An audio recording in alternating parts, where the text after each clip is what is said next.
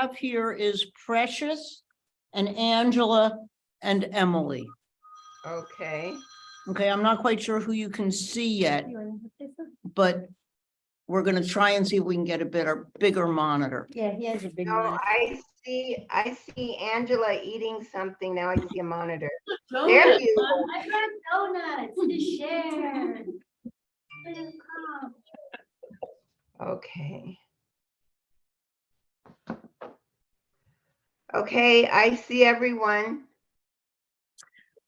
So Tammy told me she was coming and Juan said he was coming via Zoom and I haven't heard anything after that. So I think you have to get started because it's already 12 minutes after 2. Yeah. Thank you, Ann. Yep. Okay. All right, so I'm calling the meeting to order. This is Emily Simon, and this is a special meeting of the Social Equity and Racial Justice Committee for the City of Ashland. The purpose of the meeting is for us to debrief any of our thoughts and reactions based upon the meeting that was held, our last public meeting, our regular monthly scheduled meeting, which was on November the 1st, might have been the 2nd, somebody can help me out if I've got the wrong date. November the 1st, and during which both City Manager Joe Lassard and Ty O'Mara, the Ashland City Police Chief, discussed with us issues in response to certain questions that we asked, and also spoke about what the future is for certain issues in the city of Ashland. The meeting was, I thought, that's why we're here today. I do not have a land acknowledgement prepared and with me, so I think that what we will do for today in terms of the land acknowledgement is just to simply acknowledge that we know that we are living on land that was captured by people with white skin and taken from people whose skin is not white, and then colonized them and engaged in a pattern of genocide. And that we want to acknowledge that this land is not ours. So we're going to begin the meeting now. And I'm going to move over here so that I'm not, some of you have my back and I don't have to turn in this odd position. And while I'm doing that, I'd say the question is, and I mean this genuinely, it's sort of open to all of us. There we go. It's open to all of us to talk about what our thoughts, feelings, reactions were to the meeting and sort of where we think that informs us. Now that I can look at you in the face, Angela, I feel a lot better about it. Excuse the technical reference. And sort of talk about, you know, where we see what we should be doing going based upon that meeting. And without making any formal motions, because there's only 3 of us who are in the room, so we don't have a quorum, but it does give us the chance to at least talk about our reactions and feelings and thoughts. And that's why we're here. Thank you, Emily. Can everyone hear me okay? Or if I'll move forward if you can't hear me. You're good. That I was really thinking about was how at Southern Oregon University, especially when we had our associate provost Jody Waters, she really talked about the reasons why Southern Oregon University puts out a notice every time there is some type of incident on campus, whether it's like sexual assault or something racial. And part of the reason why they do that, and I think is also what we're doing too, is to one, let our community know what's happening.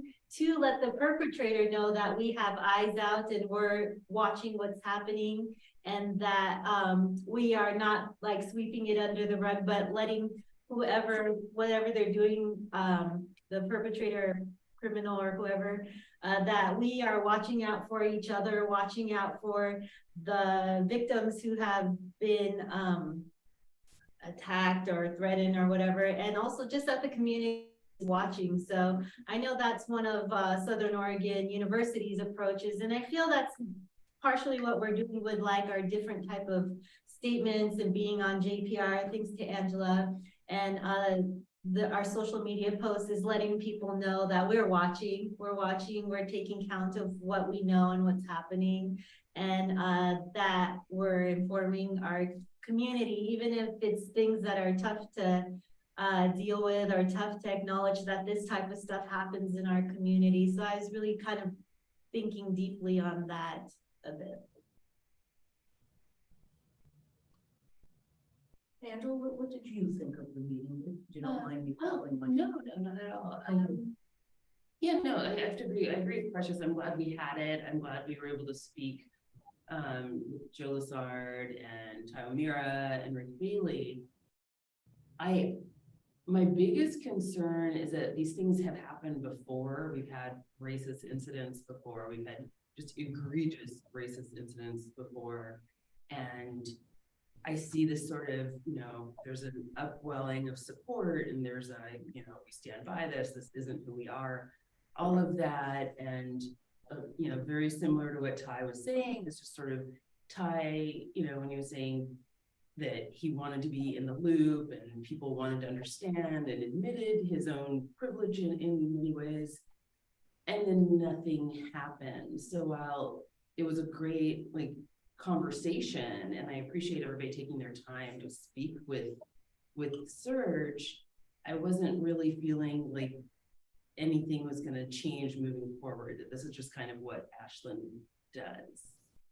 And Yeah. I'm sorry for sounding so negative. No, this meeting I had met with Ty just one-on-one when I became the co-chair and just introducing him to some of the things we had talked about throughout time. One of the things I was hoping that Serge and the Ashland Police Department could do was a firearms amnesty, where they just have a day where people who have firearms in their house that don't want firearms in their house could turn it in.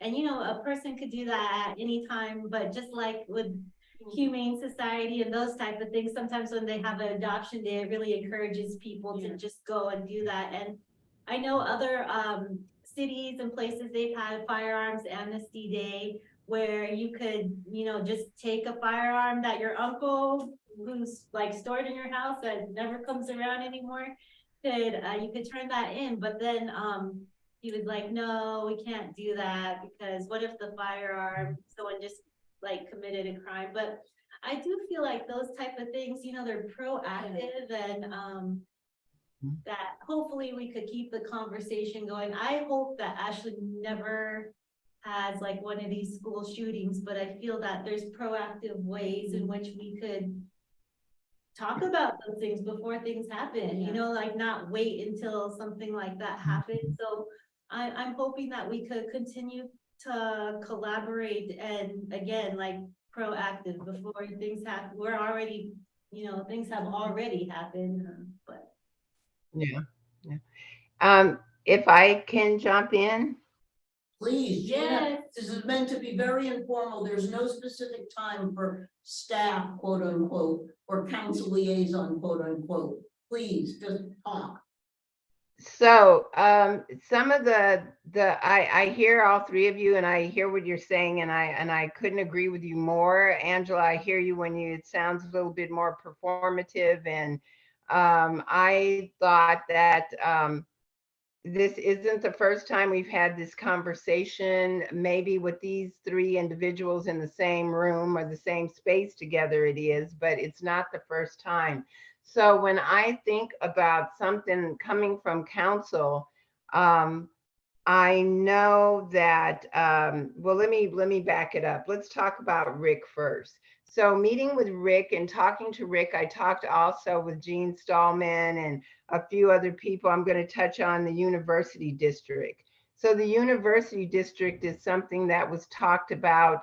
20 plus businesses are on board with this, and I am so excited. And it's going to start at Mountain and go all the way to Mountain and Siskiyou and go around to the shopping center where Dutch Bros is. And we have over 20 businesses that have committed to this already. Businesses like Sandwich and Martoli's Pizza and Omar's and Deja Vu and Remix. So people are really excited about what would make me want to feel like my child is safe, or as a young person, what would make me want to come to Southern Oregon University and kind of bring some life to the area where the university is, and some joy and some fun in that. So I mean, there's got to be fun in the mix of this. So for me, I was really, really happy to hear that. And something that was brought up when Ty O'Mara was speaking is that how he said when Aiden was murdered, that they couldn't prove that this was a hate crime. But when the young man was assaulted at the gas station and beaten, that was proven as a hate crime. So that we can see the checks and balances on what our police chief is doing and what our Ashland PD is doing. I'm glad that, Precious, you brought up amplifying the wrongs that happen on the campus. I think it's so important that we are no longer living in our little silos. This is SOU, this is OSF, this is the city, this is the hospital. We have to come together and open up the conversation. Something that was touched on about having this before, I am big on beginning a conversation and having it being continuous. Before, years ago, we had Unpack Racism, and a group of women got together and did this over at the university. First it was at the Armory, and then it was at the university. And I think that was so well received, and then it all just kind of went away. Well, looking at where we are now and where we were then, where we are now, this cannot go away. We need to get some systemic kindness going on in Ashland instead of so much systemic racism. And to be able to have hard conversations, I spoke to a lot of people come to me and they tell me their problems and what's going on. And I spoke to some people with Members for Equity. And this was after the Pride Parade. And this woman was very upset with me because she said, Gina, you didn't bring up anything that was going on when it was the Pride Parade, and you should have done this. And so I had a meeting with this group. And from this meeting with this group, a young woman named Hillary reached out to me, and she is with Dr. Terilyn Avery. And this woman is an author and a Reverend Dr. Avery. And she is going to have an event on November 22nd that I think Precious, I don't know if they've reached out to you already, but they will. Is on November 22nd. She is going to have a smaller event. And she said, oh, it'll be small and a little intimate. And I gave her some connections with some people she might want to speak to. And she didn't even really go out and beat the bushes, and people just started showing up. And there's already like 50 some RSVPs, which I'm very excited for that. But my thing is that this is coming together on the 22nd of November. It's going to be on the church on Walker and Siskiyou, and it's going to be at 6:30 in the evening, or 6 in the evening, one of them. But nonetheless, you will get the information. And so this was supposed to be small and intimate, but it's getting bigger than she thought it would be. And the Members for Equity and other groups here in Ashland are going to put together an even bigger event in the springtime, and they're hoping to do it at the university. And that's one reason that I'm so grateful we have Rick in his position, because he is open to come on in and yes, let's do this. So I'm very grateful for him being so open to it. And he thinks a lot like the advisory committee does, like Serge does. He thinks a lot like I do, that, you know, we need to collaborate. Together we get things done. And I'm a true believer of that. And once this conversation is started, it cannot be shut down, because we need to keep the momentum going. I would love for Serge to really be a part of this and back this conversation up, and not only to be able, it lends itself to many opportunities. to have discussions about our indigenous people and have that be, I thought about it's November. Is Thanksgiving a joyful day? You might want to think about that if I am a Native American. So, to look at all of the different topics of all the marginalized people in Ashland and in the world, but the people who live here and how we can impact their lives in a positive way, to me is so, so important. So November 22nd is going to be smaller and intimate. And then moving into the spring and having the bigger, larger scale and having town halls at City Hall. Now that we are done with the election season and we know who our team is moving forward, and to be able to hopefully be on the other side or getting closer to the other side of this pandemic and having open town halls when everything's on the table and we can just talk about it. This is important to me. To me, it's more proof than a survey. I get a chance to see you face to face, something that you brought up, Emily, the difference of being face to face. So I'm hopeful, and we just have to keep the conversation going. There is no end until there's an end. Thank you, Gina. I'm sorry we didn't get to really hear all the things you wanted to say during our last meeting. So I'm glad that we get to catch up in that way and completely agree with you. And also just want to take a moment to thank you for all this work that you've done throughout this year in getting us to be engaged with different people and communities. Be engaged with people and communities. And also I've had some really heart-to-heart talks with our city manager about this committee, about this advisory body and the purpose. And Emily, I don't know that but I understood your feelings early on when the change came from commission to committee. And so I've had some very passionate conversations with Joe about this advisory body and the direction that you're going in and the way that this advisory committee is coming together and the people that are on board and that will continue to be brought on board are quality people and they have the passion. And I just look forward to us getting some serious work done. Thank you. Anne wants to say something before I have some responses. Go ahead. I'm trying to, Juan is now, oh, I did get him. Just a second. Thank you, Anne. Good. I have two things I also want to say that are completely introductory that have absolutely nothing to do with this topic that I should have said in the beginning. Today is Veterans Day.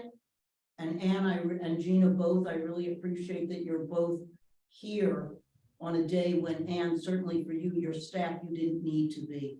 So thank you, Anne. Thank you for doing this. Thank you for setting this up and thank you for being there. Gina, and thank you for all that you do as well. The other thing I wanted to say is that because it is Veterans Day, although I did a land acknowledgement, I also want to do an acknowledgement of all of the veterans who have contributed so much to this country.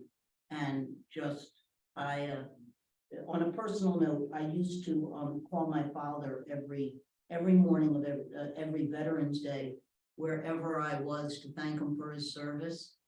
And as he advanced in years and he had Alzheimer's and was less aware, he had no idea what I was referring to regarding his service. And it was the most important part of his life. My father had gotten shot down 3 times with the United States Air Force and was a prisoner of war in a German prisoner of war camp for more than 1.5 years.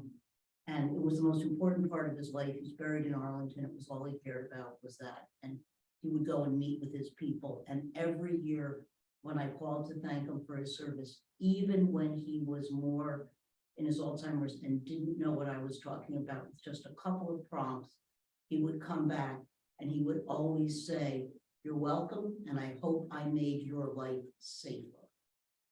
And I really thought about that, and that's why I said this is absolutely nothing to do with what we're talking about. And I hope you will all forgive me for this personal reflection. But I think that at the end of my service on this committee, which one day will come, is I'd like to think more than anything else about, did we make somebody's life safer in this town? And to me, the way in which we can make somebody's life safer in this town is, in addition to everything that Gina has mentioned, is by having active engagement work with the police department regarding what that means and how, if somebody says, and then Juan Miguel, I'm gonna let you talk, okay? I'm just finishing my thought. And that if a police chief says that he wasn't aware, again, this is my chance to be honest about this, is that if a police chief says that he wasn't aware of the threats to Nataki Garrett until it was on NPR, when everybody in this town saw her walking around with the security guard, and was aware that there was something that had happened, and everybody I mean, all you needed to do was go to an OSF show or an OSF event and you saw it. It's, why is that an acceptable answer that we didn't know? And I don't think it is, personally, and that's why I didn't say anything during the meeting, because it was not the place at the time.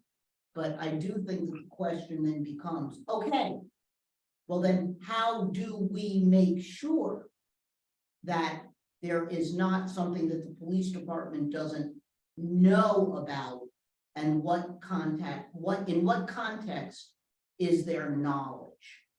So I know I'm really sounding like a lawyer here, but I am one. And I think that it's really important that going forward, and Gina, that's why I think it's really important what you said about community conversations, because I think there's an obligation from both the community to keep people informed, okay? And it's very hard for victims to speak for themselves. And I think that part of being a good ally is speaking for other people when they cannot, and having the tools. And we have a tool that we can use to speak. And I think we need to do that so that people can't say, I didn't know. And again, this is a very important personal thing to me, because that's what people said about the Jews during the Holocaust. I didn't know they were taking them out and killing them. Well, let's see what we can do so that the notion of I didn't know can be, goes away, and people do know, and that therefore there's some accountability and awareness. Juan Miguel, you're the only person who hasn't spoken yet, and what we're doing is, hello, nice to see you. Good to see you guys too. I'm so sorry that I came in late again.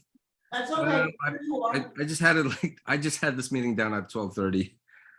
But yeah, That's okay. and Here you are. guys are. So we're just talking in general about people's thoughts and feelings and responses to the meeting. And maybe as Serge, what it is that we see as important and what we want to do from here, sort of going forward with the information that we received, understanding that there has already been a, and I didn't say this before, but we have a lot on our collective plate, right? With all of the, I guess, initiatives that have been put forward by the city for things that they want us to do. I think the question becomes, what do we have the capacity to do as well? So that's what we're talking about, but it's really Nice. now your floor. You can say anything at all that you like. Clearly, I just did in terms of things that were tangentially related. Yeah, well, what you just mentioned about the chief of police not knowing is that's pretty shocking to me. That's one thing that I know I'd like to say right now. And I think that's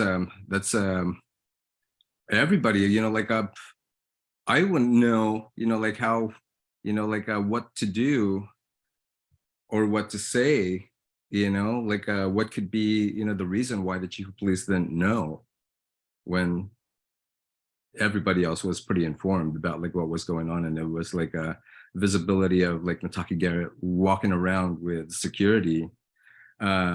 Whether or not it's like impactful for a lot of people or not, I haven't seen that, but I think it's pretty shocking that you know, like that our, you know, like our police department didn't know. And yeah, I think it's a really good question. What's, you know, like how was that even how is that even possible? You know, like there must have been, you know, like a lot of communication already like going on within the department and with the public at large. But I think that's just shocking. I felt good about like the meeting, you know, like our last meeting, and it was nice to like have a talk with our, you know, the SOE president again, like the following day when he attended our opening at Gambrel Gallery with Scott Mulburn's like you know, solo show. And yeah, I was just very thankful about like his representation of the school and representation of like the teachers, which I was like once a part of, you know, in that, you know, in the Department of Art. But I think you know, like I was just I just felt like that there was clarity. I think that there was clarity with that meeting on like how all inclusive we should all be like thinking, coming from like the chief of police himself, you know, like I'm forgetting names right now, but that's what stuck to me about like that meeting was like the positivity and like the willingness to like work together and making sure that we're not like missing all these like parts of like what makes like Ashland the city, you know, like to be communicating. And I think you know, like that was like the biggest part, you know, so working towards that.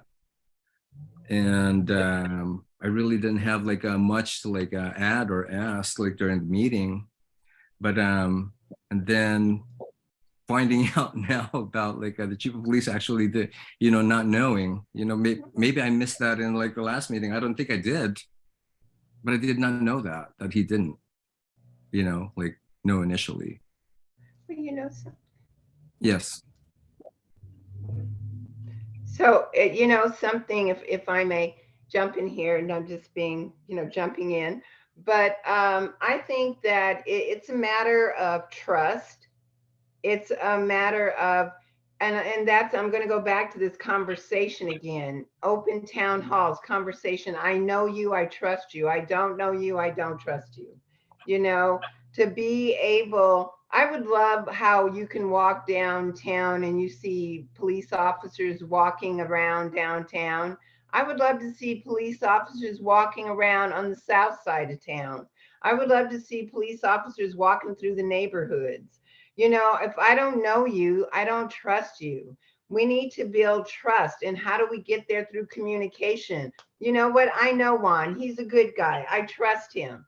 You know, I don't know Juan. He's a stranger. I don't trust you. You know, it's just, I believe that we have to have the uncomfortable conversations, put in uncomfortable situations until it is comfortable. And we haven't done that. And how do, and you said, how do we make it safe?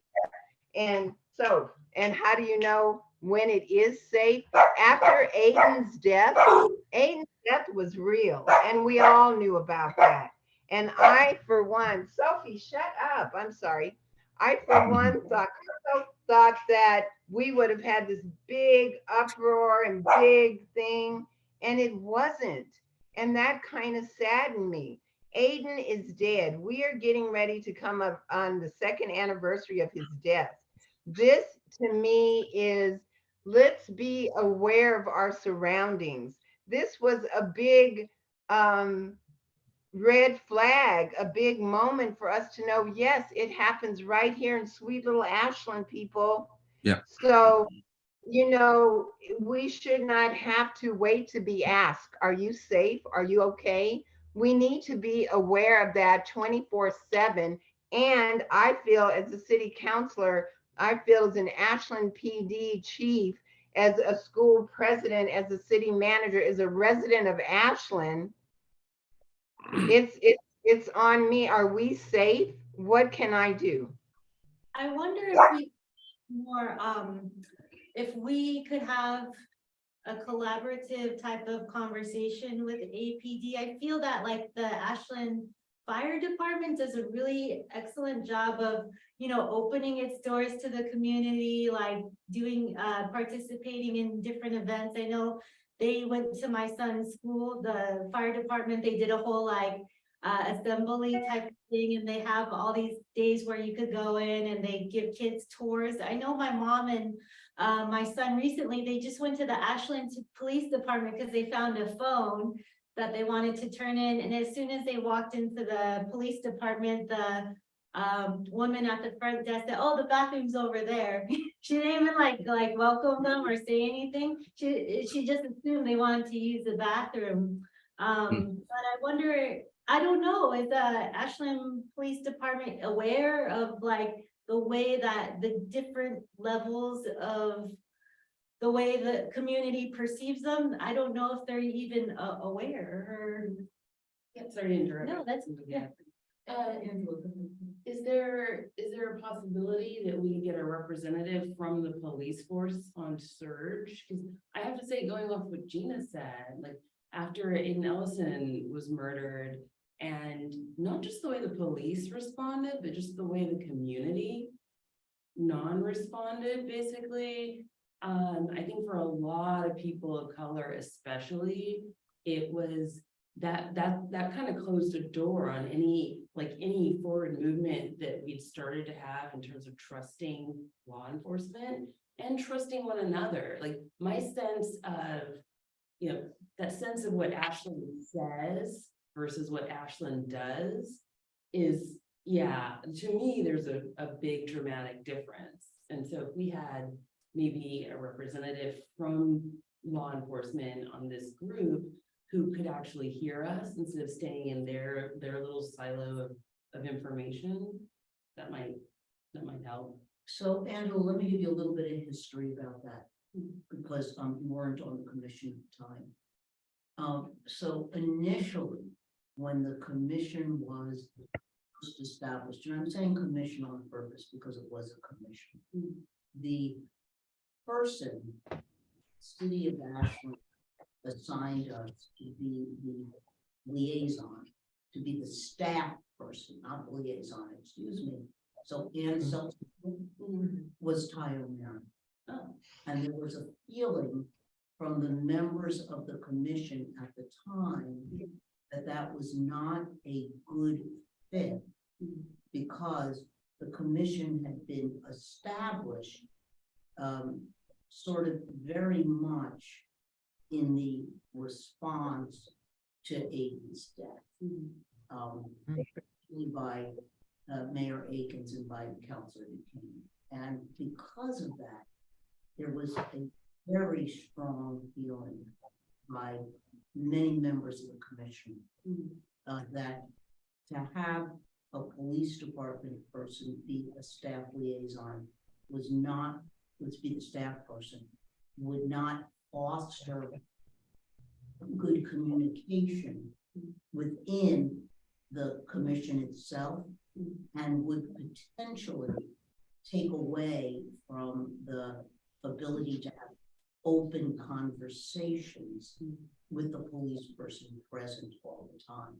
Particularly, and that particularly came from the people of color who were on the commission, because of this lack of trust, which is so pervasive within the within that relationship, and not just in Ashland, but in general.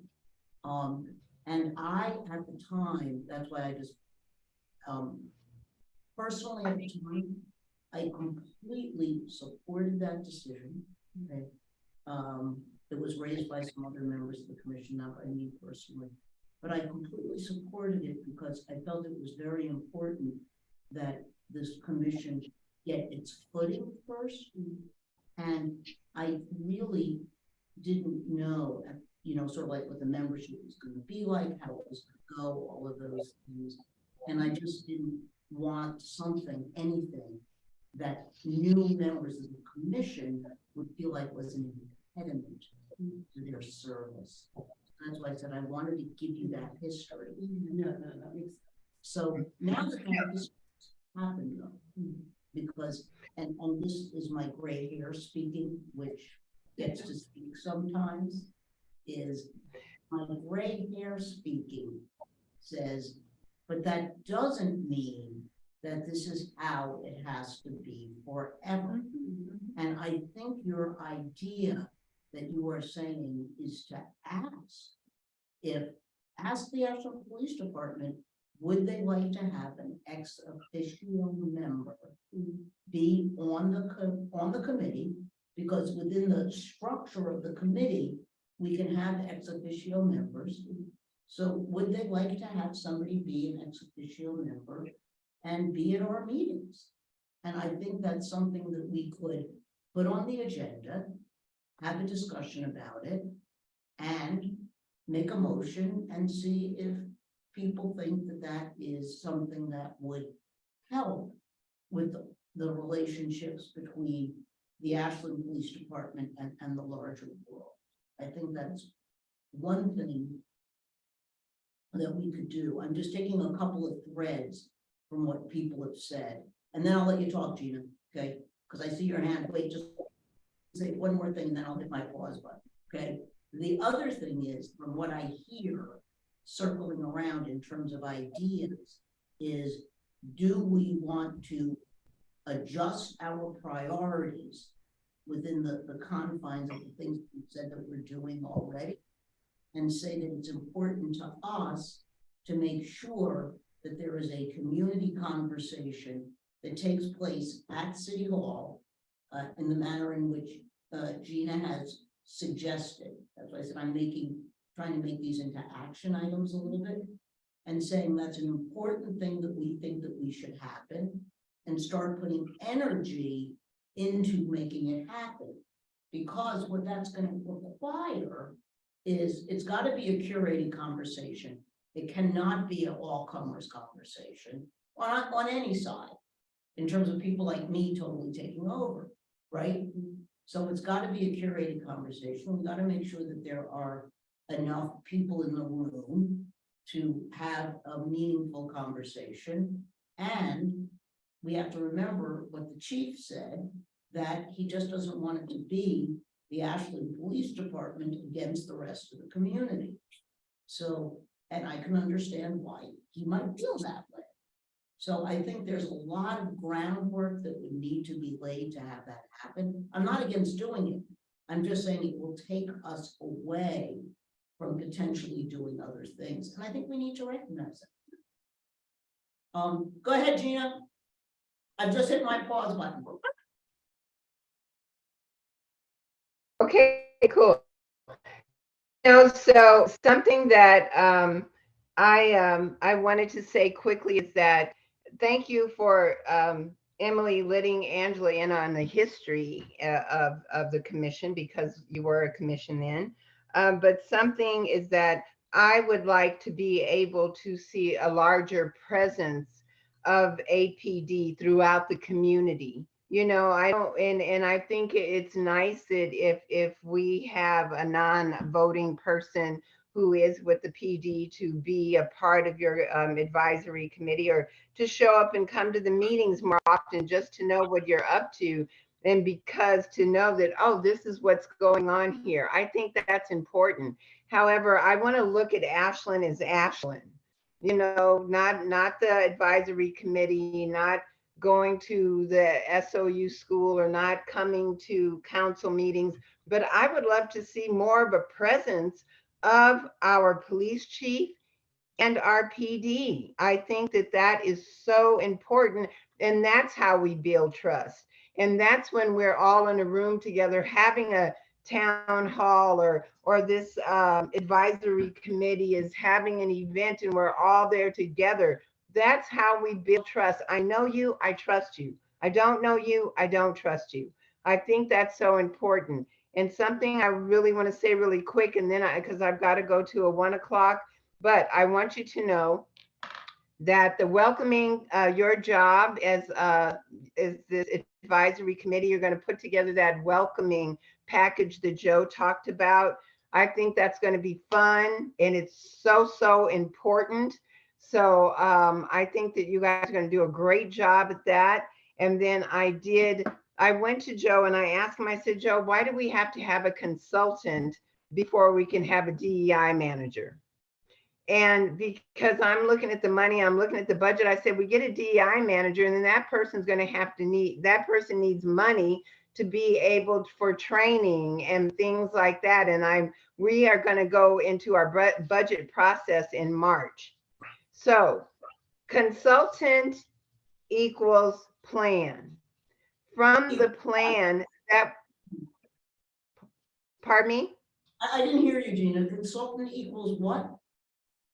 Plan, the plan on how we are going to implement this DEI manager into City Hall. Who's the person going to answer to? How are we going to structure this in City Hall? So Joe and I have had many discussions, like I said, just about this one advisory committee. And so taking the money, having the consultant, having this consultant put together a plan on how we're going to use this DEI manager, then this information is going to come to you as our advisory committee, and you all can look at it and dissect it and put in your 2 cents or 25 cents, I'm hoping. And then it will come to council and we will review it. Then we are going to hire this DEI manager. We'll have a plan from our consultant, from our advisory committee. We will hire this individual. In March, we are beginning our budget process. And from this budget that we are putting together, that will fund our DEI manager. Gina, that sounds great. Up until then, maybe we could get $1,200 and get a banner. Anne has her hand up. Oh, I'm sorry, Ann, go ahead. So I just want to go back to Angela's question and about, she feels like there was nothing proactive coming out of that conversation with Ty. And then just kind of following up on some of the other things I'm hearing, maybe you guys could be proactive and come up with the questions that you want to understand. You talk about a greater community police presence in town. So is the question, what prevents a greater police presence in town? Understanding what can be done is a big step. Asking APD, how are officers trained in community policing and racial equity issues? Understanding the training will help you understand the positions maybe that they're in. I think that this group learned a lot when you posed specific questions to Tina Gray, our former HR director, and she responded to those questions. And I'm wondering if you maybe need to put your head together and figure out what is it you don't know and want to know about APD. I don't know. Ty's been talking about community policing for a long time. I don't know what the budget constraints are, if they're short on officers, if an officer presence in the downtown. I know at one time it was an aspiration, which is why we had that small APD, I don't know, whatever they called it, small little office downtown next to Claycomb Mall. So there's a lot we don't know. So how about just ask? And then that might be the springboard to whatever those next proactive steps are that you're talking about. And I think that's an excellent suggestion. And I think it could tie in, this is being, again, I'm moving us to action items, okay?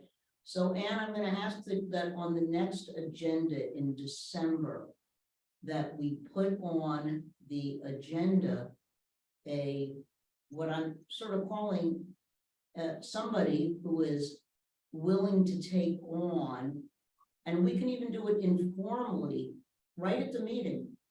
The questions that you just raised, what are the things that we would want Ashland Police Department to answer for us?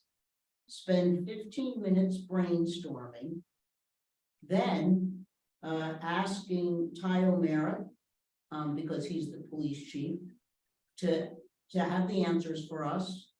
Okay, set it down for another meeting. And then the second part of the action item, I would say, is to ask people if they would like to have one of the ex officio members have an ex officio member of the Ashland Police Department. I think it's a great idea, Andrew, to have somebody there so that we can discuss the pros and cons of that now under the current structure of the committee, and see if we should be doing that. It doesn't have to be the same person who's answering all the questions, but it would give us an opportunity to get the information, both that are the questions that we want answered, as well as having ideas that Gina is saying, for example, how come you don't walk around the railroad district or the other areas of town, or Quiet Village, or any place else? And there's probably very good reasons for that. I think that would be a very helpful thing, and I think we should have it as an agenda item to talk about in December, and it comes directly from this meeting. Okay, but we need people who can do it. So in terms of the other things that we take on to do, we need to remember that time is not completely elastic, particularly from me. Juan, Miguel. Hey, so let's say we did have that opportunity in December to talk with the police chief or anybody representing the department about like protocols on how, like deal with like racial issues around town. If there's like room for a criticism on how like those, like how they train,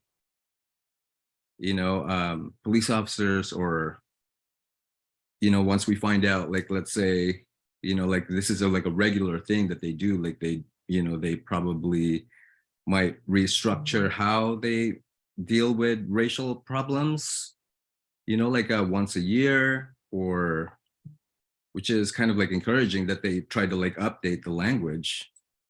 I was wondering if there was like a room for criticism, or like if we feel like all of a sudden maybe some of us might feel like that there's not enough that's being done, like with their program or the way they like inform each other or train. How what do you think is like the next step after that? Well, I think that the first step, one, is asking the questions, and I Right. think that we would discuss that at the December meeting. Mhm. And I thought that just in terms of, and you've already come up with some questions, I think that we could, sort of start with that based on this conversation of what questions do we send? And then if we come up with that in December, then we have to ask somebody to come and answer us at the January meeting. And I think this goes back to what Gina was saying regarding trust, is that I think you can't criticize somebody until you hear what they've got to say. Yes. I mean, What is basically. it? Yeah. Is. And then after we hear what they have to say, if people's lived experiences, and this is going back to something Gina said before about a survey. So right after George Floyd was killed, which is what I mentioned at the big meeting, the Ashland Police Department did a survey, okay, with open-ended questions. Okay, I read every single one of those responses, Juan Miguel. I read every single one of 231 responses personally. So I'm telling you that my characterization of those responses was very different than the Ashland Police Department's characterization of those statements. And the reason for why I'm saying that is once you have a survey with open-ended questions, it leaves it open for how people interpret the data. And the way in which the Ashland Police Department interpreted the data was very different from the way in which me and my base compatriots, okay, interpreted the data. Now, I'm saying all of that for a reason. I think it's very important that people of color's lived experiences in this town be amplified as part of that discussion with the Ashland Police Department. So if the Ashland Police Department says something like, and I'm just making this up, we're colorblind and there's no racism in our department. Okay, I'm just making up that statement. That statement has a tendency to make the hairs on the back of my neck stand up, maybe other people in this room. I'm not sure, but my point is that if that's not somebody's lived experiences in this town, we can't say, what are you talking about right away? We have Right. to tell us first. Yeah. And then have a response, and that's what a forum is about. Yeah, and I guess just really quickly, I guess just like to like really reserve that until like the next meeting. So maybe, you know, like that's what I see, like the value of like us like getting together again after that meeting with Ty and the president of SOUs. Like we can kind of like digest what we learned, right? Yeah, And then be Yeah. prepared for like you know, like having enough time to like re-invite and just like have a further discussion again on January. yeah. I think from my sense, Juan, from sitting where I sit, I just don't want, I thought that was a pretty intense meeting, and I think that certainly President Bailey was really, to Rick me, Bailey. I thought he was very honest when he said, I made a mistake. He started out apologizing to us about 4th of July. Yeah, I'll fill you in on that because I don't think you're part of the commission yet. Oh, But okay, he you're had right. sent out an email, all Yeah. SOU email, that said, SOU, we're excited to participate in the 4th of July parade. Like maybe some of our friends in the commission, like the search or some the of the people community. in the community, like the search commission, who has decided not to participate. And I was like, what? And then so I emailed back and I was like, there's a lot of different levels of people's different narratives and history, including my own. I gave them the whole history of my family that, you know, all 4 of my grandparents celebrated 4th of July as being imprisoned in an internment camp. Like some of my other peers and colleagues who have very complicated histories, and you have not even met with our commission, but you have sent this all out to SOU. And then, you know, some people that are very, I don't know what you call it, right wing, maybe at SOU, they were like agreeing with him. And like, so there was this type of conversation where I didn't know how we got pulled into it and why we were targeted. Is like one of the few like people of color commissions of Ashland. So I sent him an email. I didn't tag anybody else on it. I just sent it to him, letting him know, I can't believe you said that and you haven't even met with us. So then he was like, I'm so sorry, Precious. I'll schedule an appointment. And so that's the history and the apology. And, Wow. you know, I even told him, when you come to the commission, I'm not even going to mention that. I'm not going to say anything about that. That's like water under the bridge. You apologize to me, but then I thought it was very good of him to just bring it up on his own. So that's- Yeah. Yeah, that's why I thought he was really honest and really good about that. And I think that, you know, I think that we should be modeling that dialogue, that kind of dialogue. And I thought the dialogue with Ty and with Joe was very verbal. Okay, I don't think that we got any ones, I'm not going to answer that, or any anger at any of the questions, some of which were, from me in particular, about racial equity lens and trauma informed. I mean, you know, that wasn't just a what did you do on your job today?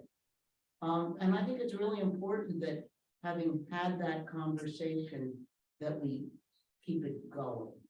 Anne, is your hand up? I'm sorry. Yes. Okay. So, Emily, thank you for saying that we can't criticize until we understand. And so that is so important. And I think that there are opportunities for us to learn before we can critique or initiate. So for example, I think it was Angela that asked Rick Bailey, well, how do you make sure that your candidates for positions at SOU are a diverse mix of people coming in? How are those appointed? I think maybe Tammy or Angela asked about how the high school or the school district, how do you make sure you have teachers of color who are applying and being appointed to positions? And Rick Bailey said he didn't know, and he was going to follow up with the, I don't know, new division, somebody or another. And I don't let that one go. I think that that's something that you still want an answer to. How does SOU and frankly, the Ashland School District ensure that candidates or applicants include people of color? And then how are those people appointed? And that's a learning thing, because once you know and understand what that process is, then you can suggest or initiate potential changes to those processes. But I just go back to, you want to learn before you critique. And that was a good question. Those were good questions that were asked of both Tammy and Angela of Rick Bailey, and don't let those go. Let's follow those up. What is the answer? And how do we get that answer back from Rick Bailey? He said he didn't know the answer and he was going to check. Great. You guys still want to know what that answer is. So I just encourage you to be looking for ways to learn and then looking for ways to initiate changes. I know both Angela and Tammy had some strong thoughts about what goes on at the middle school. And again, this could be down the road. It could be part of the welcoming structure that eventually you guys come up with. But a meeting with the school district superintendent and talking about these issues that have occurred, that do still occur at the middle school, and what is the district's position on this. You may ask him to, invite the principal of the middle school. What sort of training or education occurs at the middle school or district wide for diversity training?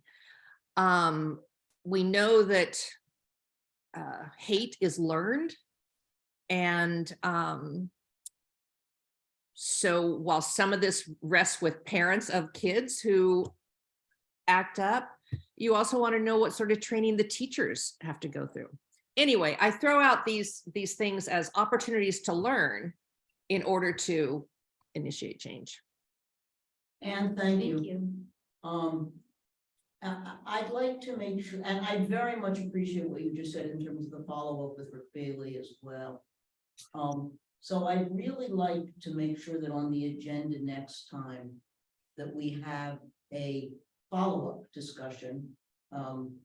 Because although we have a quorum right now, because between Angela, Juan, me and you, Precious, we have a quorum and we could probably make decisions. I don't want to do that. Speaking as the chair, I want us to be able to have a discussion about it, because Yeah. then asks us, well, what is your response to the DEI consultant, or we're looking at the RFP, or how do we want to spend our time? I've been doing this a long time, and I think we really, really need to be aware of it. I also think, Anne, that your suggestion about asking the superintendent of the city of the school system to come and talk to us is a really good idea, because I think of the notion of breaking down the individual silos. And if we are going to have a community conversation, there needs to be everybody in the community. And it needs to be all the structures. So I think that what I take from this meeting, and I really appreciate everybody hanging in there, is what I take from this meeting is I'm really glad that we had it. I was responding to some people who had said to me that they really wanted to talk after the meeting and that there didn't seem to be a space for it. So I know Julie Gillis really wanted to be here today, but she just couldn't. So I'd like to make sure that on the next agenda that we have the issue of follow-up. And then we can discuss how we want to do the follow-up. And I think that for some of these, that we can just direct Ann to send a list of questions to people and say, this is, you mentioned this, we'd like some follow-up, when are you going to tell us, things like that. But I think we better do it in a full meeting rather than just do it now and today. That's what I mean. Can I just, so what I would encourage you guys to do, this is fresh on your brains right now. Email me the questions that you want to know, and I can sort it into something. It could be, rather than taking up meeting time to brainstorm questions, I can put something on the agenda that relates to follow-up with a list of questions that you guys want the answers to. Then we're not spending more time just talking about talking. Good plan. Thumbs up. Good plan, good thought, good idea. I'll also mention on Monday, Ann and I were both meeting with Joe Lassard, the city manager, to talk about the Welcome Project. I have some ideas, but also that's a good time for anyone who has ideas or questions as well to email me before Monday, before that meeting, and I will put those questions, ideas out there to Joe. And could I ask you please to take your good idea and asking people for input? For people who are not here today, I'll send an email. if you could please just send them an email. It doesn't have to be very long, saying, just summarizing the conversation that we had and saying if there are questions that you would want to ask, that you want to know the answers to send them to you in advance. You're putting them together and it's going to be an agenda item in December. Thank you. Okay. Also, if you see Andreas today, he's a veteran of 11 years in the Marines. Wish him a happy Veterans Day. Oh, nice. Yeah, I did when I walked through the door. Lovely. Thank you. Of course.